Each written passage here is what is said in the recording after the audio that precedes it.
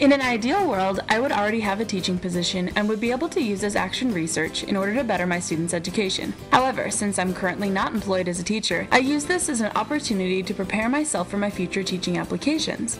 I have been comfortably employed as a student worker at Azusa Pacific University and have therefore put off beginning the process of looking for real employment. However, the end of this semester brings about the end of my education here as well as the end of my employment. This has caused me to realize the immediate need for me to be looking ahead to my future employment in the teaching profession. For this research study, I researched the question, what steps must I take in order to make myself more marketable for the teaching profession? I conducted research by using resources from the Office of Career Services at APU, as well as suggestions from current classroom teachers, substitute teachers, and other professionals. Researching this question has pushed me along the process of taking the necessary steps to prepare myself for employment.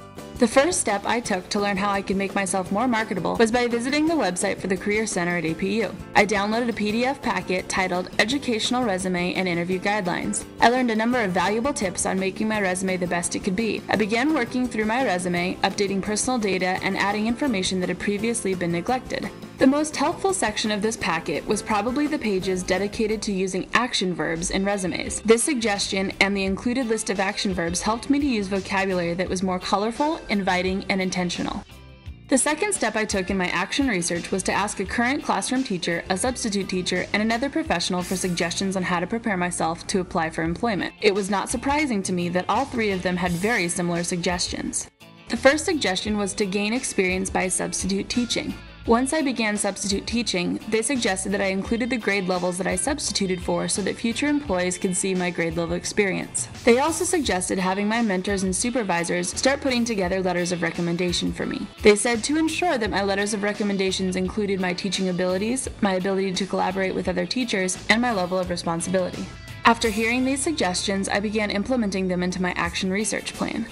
In order to accurately compare my baseline research with my improved resume, I had my father, a professor at Azusa Pacific and real estate agent, look over my two resumes. He assured me that I had succeeded in making my resume much more convincing.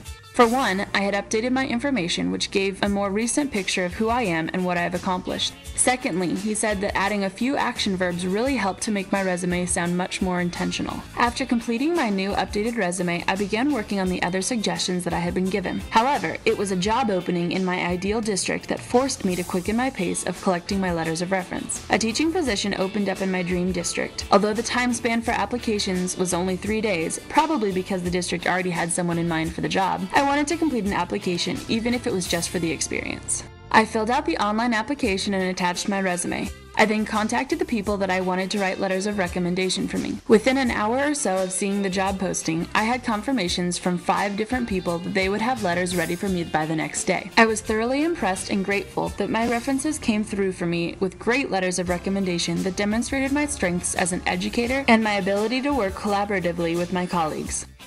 The final step I had to take in completing my application was to write my letter of introduction. This was surprisingly easy for me since I am so familiar with this particular school and district. Along with trying to show my interests in the position, I was able to elaborate on my student teaching experience not only at this specific school, but at another school in the district as well.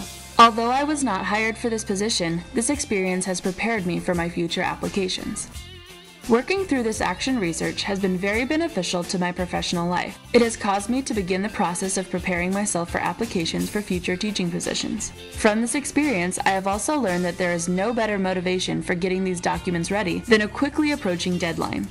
I would never have been able to gather all my letters of recommendation so quickly if it were not for a teaching position that had opened up. This quick deadline forced me to get my act together and call in the troops. This action research experience has helped me realize how helpful intentional reflection can be for personal and/or professional growth. This is a method that I hope to implement in my professional growth once I have a classroom of my own.